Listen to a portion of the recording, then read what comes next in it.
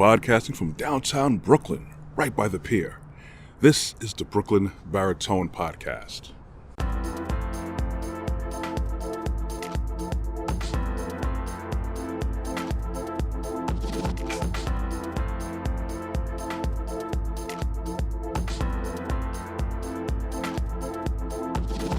Hey everyone, good morning. It's usually morning when I'm recording these podcasts and productions, but whenever you choose to join me, morning, afternoon, nighttime, late at night, evening, it doesn't matter. I appreciate the likes, the looks, the listens, but of course I'd appreciate you hitting the subscribe and notification bell on my YouTube channel, Brooklyn Baritone. Of course, do that with no pressure, although I would like the algorithm to swing in my favor. Okay, today I'm going to talk about a coin which has two sides. The coin that I'm talking about is how far we've come and have been weakened spiritually, mentally, physically, and definitely emotionally. When I look at these United States today and many other parts of the world, but I'm talking about this country here for what I see, what I live every day, I see a lot of people that are weakened, a lot of people that are not in control of their emotions, that are not in control of having many things that they desire to the point where they can't function properly.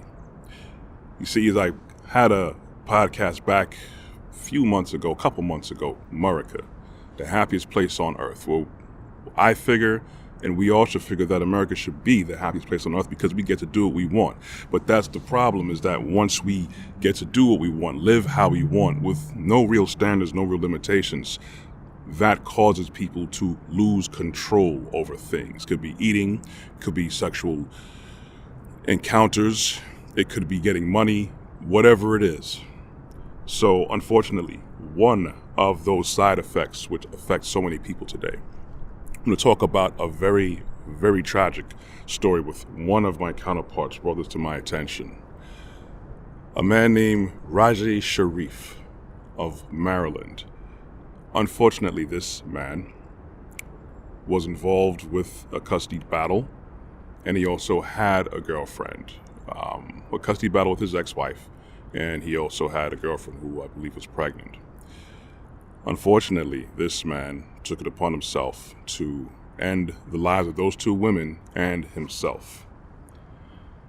I don't have all of the details, so I can't really comment or, as people would say, pass proper judgment on these things, but what we do know is what happened. That's one side of that coin I was talking about earlier, of people not being able to control themselves emotionally with certain things. I'm not going to take parts, gender sides, male, female. I'm just going to call it what it is, and what I see that happens all the time. Unfortunately, this man was at a place where he felt that he couldn't do anything else but to take the lives, not just lives of people, including himself. It's easy to say you should never get to that point. I don't know what's going on with that man, and I strongly feel that he's been unstable. Now, he's made a good amount of money, because I believe he was an anesthesiologist, possibly making up around $200,000. That's for some of the details that I've read about this man, the very brief history. I don't know any of these people, so I don't know what was going on with them. Yes, ultimately, it should never get to that point where, in that situation, you're going to take someone's life. Unfortunately, there should have been other paths to be taken. And unfortunately, he didn't have control of his emotions. But so far to the point where he, for whatever reason, we don't know yet why he killed the mother of his child, his unborn child. He went on the way to his ex-wife's house and killed her. But he posted on social media, I believe Facebook Live, and posted that he just killed his girlfriend, shot her in the head, and he's on the way to go see his ex-wife to do the same thing, I believe, from a custody battle. It's very tragic because 3 lives are gone now. And now their children, between his ex-wife and himself, 2 boys, they're the bigger victims in all of this. And one extreme of that is we have to try to get to a point where we can get control of ourselves emotionally. I don't want it to be just one-sided, to feel like it's just men that have this problem. That should have never happened. I don't know all the details, but I don't want to spend too long on this for the sake of time. On the other side of the coin, we have a lot of women that utilize their children as a brokering piece.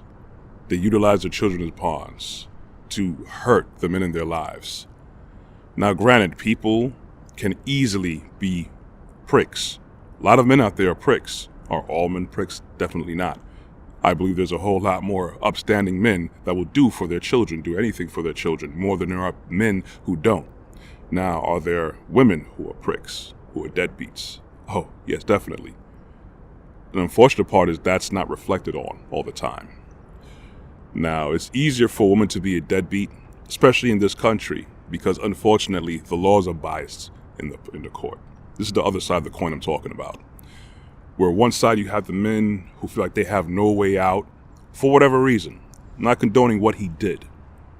At this other side of the coin, we have women that do provoke. Do all women do that? No, definitely not.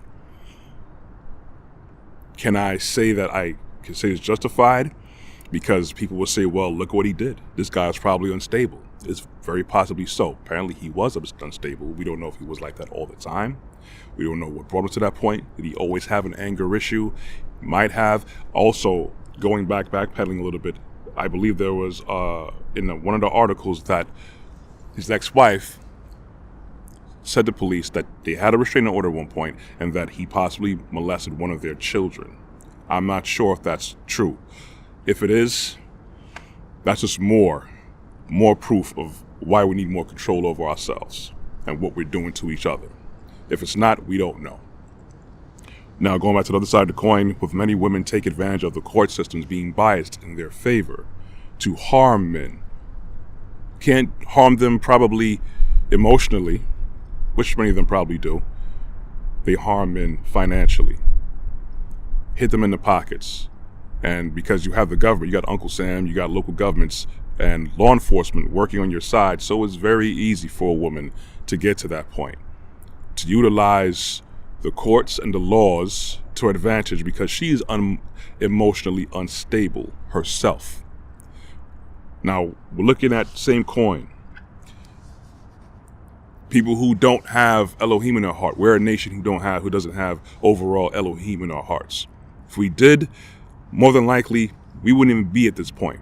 Chances are, if we had Elohim in our hearts, that man would have been more stable emotionally, mentally, spiritually, to have picked a wife who also was emotionally, mentally, spiritually stable. They would have stayed married, would have had their children, they would have raised their children properly. But for whatever reason, they broke up. Custody battle ensued. We saw two sides of the extreme portion. Was he unstable? Was he abusive? We don't know for sure. It's leaning on the side that he may have been because of the restraining order and the allegations of what he did to one of the children. But we don't know that because dead men tell no tales.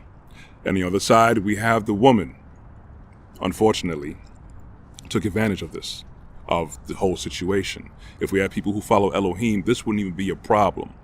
You wouldn't even have ex-wives, ex-husbands. We wouldn't have people who are having children out of wedlock. It is what it is. I'm calling it how it is. This is the unfortunate side effect of not having these standards and morals ingrained in our hearts, in our minds. We bring harm to ourselves, we bring harm to other people. Now, I'm pretty sure as time progresses, more details will unfold, but I just wanted to cover this because one of my good friends, Senor Campos, brought this to my attention. And unfortunately, there's a lot of unstable men out there that cause a lot of problems for people, and there's a lot of unstable women out there that cause problems for people. I'm not trying to justify either side, I'm just calling it how it is. Always remember that we need Elohim in our hearts even more than ever. Yeah, I know, it may sound preachy, it may sound corny, but it's the truth. Because we definitely are not doing a good job on our own. Unfortunately, we have people who are gone from this earth. And unfortunately now we have children who dramatically have had their lives impacted in a very negative way. And I pray that the Father is with them and comforts all those family who's gone through those losses. Anyways, that's all I have. You want to get more of my content, you could go to my website at brooklynbaritone.com. You could also check more of my content on my YouTube channel, Brooklyn Baritone. You could also find me on LinkedIn under Corey Ashley. I'm also on Instagram and on Facebook. You could find the audio versions of these podcasts on Google Podcasts, Apple Podcasts, and Amazon Music on a Podcast and other podcast platforms. I also air on local Brooklyn cable television 4 times a week on Tuesdays and Thursdays at 12 a.m. and 2 p.m. on Verizon, Optimum, RCN, and Spectrum. Thank you guys for listening. I want you guys to be blessed. I want you guys to be more emotionally in control. Sometimes it's a challenge. I get it. But we need to do it. It's a struggle for everybody, myself included. Anyways, walk good. We'll hear from you next week. I'm out.